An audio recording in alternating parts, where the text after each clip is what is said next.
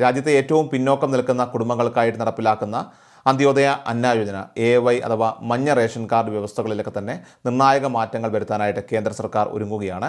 ഇതിന്റെ ഭാഗമായി 2013 അന്നത്തെ കേന്ദ്ര സർക്കാർ കൊണ്ടുവന്ന ദേശീയ ഭക്ഷ്യഭദ്രതാ നിയമത്തിൽ ഭേദഗതി വരുത്താനാണ് കേന്ദ്രത്തിന്റെ നിലവിലത്തെ തീരുമാനം.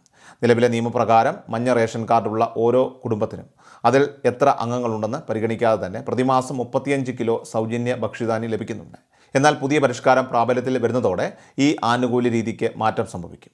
ഇനി മുതൽ ഒരു കുടുംബത്തിന് ഒന്നായി 35 കിലോ നൽകുന്നതിന് പകരം കുടുംബത്തിലെ ഓരോ അംഗത്തിനും 7 കിലോഗ്രാം വീതമായിരിക്കും സൗജന്യ ഭക്ഷ്യധാന്യം അനുവദിക്കുക. 5 അംഗങ്ങളിൽ താഴെയുള്ള കുടുംബങ്ങൾക്ക് പുതിയ നിയമം വലിയ തിരിച്ചടിയാകും. കേന്ദ്ര സർക്കാരിൻ്റെ ഈ പുതിയ തീരുമാനം സംസ്ഥാനത്തിന് ലഭിക്കുന്ന അരിയുടെ മൊത്തം വിഹിതത്തെ കാര്യമായി ബാധിക്കുമെന്നും ഇത് സാധാരണക്കാരുടെ ആനുകൂല്യങ്ങൾ വെട്ടിക്കുറയ്ക്കുന്നതിന് തുല്യമാണെന്നും സംസ്ഥാന ഭക്ഷ്യ പൊതുവിതരണ വകുപ്പ് മന്ത്രി കുറ്റപ്പെടുത്തി. കൃഷൽ മീഡിയ എല്ലാ ദിവസവും വാർത്തകളും അറിയിപ്പുകളും ഡെയിലി അപ്ഡേറ്റ്സും ലഭിക്കാൻ ഇപ്പോൾ തന്നെ ചാനൽ സബ്സ്ക്രൈബ് ചെയ്യുക, ഫോളോ ചെയ്യുക. നിങ്ങളുടെ ലൈക്കും ഷെയർ നൽകി ഞങ്ങളെ സപ്പോർട്ട് ചെയ്യുക. നിങ്ങളുടെ അഭിപ്രായങ്ങൾ കമന്റ് ബോക്സിൽ രേഖപ്പെടുത്തുക.